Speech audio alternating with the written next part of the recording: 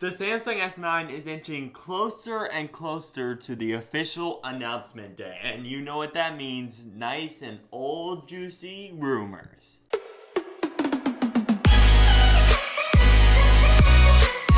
Just a week away, Samsung is going to have their Unpacked event in Barcelona on February 25th on a Sunday. They're most likely going to announce the Samsung S9 and the Samsung S9 Plus. We do not know that for sure, but with the promo image on the invite date, showing the date, showing off everything, it says a huge number 9 and it says the camera reimagined. So we're thinking they're going to upgrade the camera somehow. I don't really know how. Are they going to make it a dual camera? Are they going to continue lowering the aperture? Are they going to make some new video options such as 4K at 60, slow-mo at 1080 240 frames per second, or even more than that? What are they going to do to make the camera reimagined? We truly won't know all the official features and the specs for the Samsung S9 until Samsung announces it on February 25th. Until right now, it's just all rumors. We're just speculation what possibly can be the Samsung S9. There's two things we know that is almost 100% sure. One is that it's going to be called the Samsung S9 because there's a huge number 9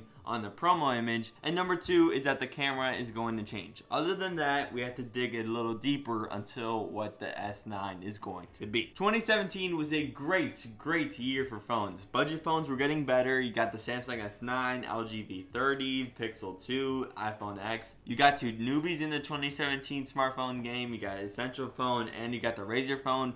Two good phones for $700 and $500 respectively. 2017 was overall a great year for smartphones, especially with the camera. But now that we're turning the page to 2018, one of the first major flagship phones released every single year is the Samsung S series. This is going to be the Samsung S9 this year, and let's get into all of the juicy rumors. Just a couple of days ago, there's a rumor that the Samsung S9 was going to have some type of 3D modeling for your face, kind of like Face ID for the iPhone X, and that way you're going to have kind of sort of Emojis on your Samsung S9. Personally, I have the iPhone X. I have not used the Emoji feature in a month and a half now. I mean, I've had the phone for 2 months, 3 months now, 2.5. I haven't used the feature in a long time. I have to say it's kind of a gimmick.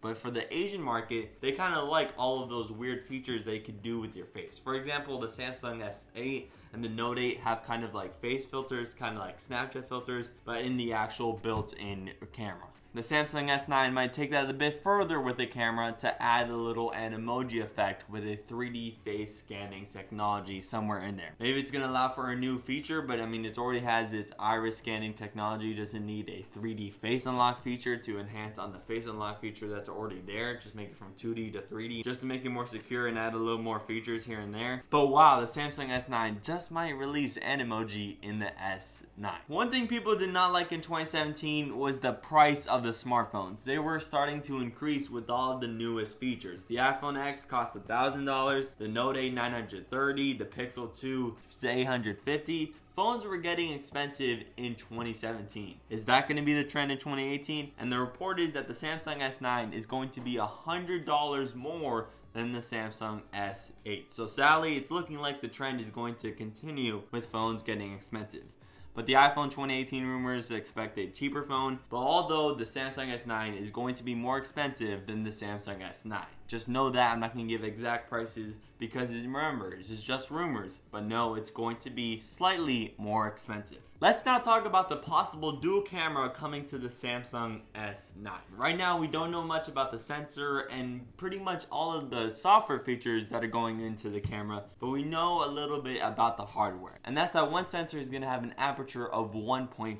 This is very low for a smartphone camera. Most apertures right now for a smartphone camera are around 1.7, 1.6, 1.8, in between there. And then for the dual camera, then for the secondary camera, of course, that would make it a dual camera. The aperture is going to be around 2.4, which is pretty average for a telephoto lens, which it might be. I don't know how they're going to work the dual camera. It might be 3 times zoomed in, or it might be 2 times zoomed in, or it might be a wide shot. Who knows what the Samsung S9 dual camera can possibly be. But it's probably going to have a dual camera so it can match the iPhone X and other smartphones with dual cameras, such as the Note 8, so it could kind of match the Note 8 and other competition. One feature that might finally be coming to the Samsung S9 is stereo speakers. I have been waiting for this feature for a long time. Apple added this feature all the way back in the iPhone 7, and that was a while ago. Now we're on the Samsung S9, and they might finally be adding stereo speakers. I am excited for that because I love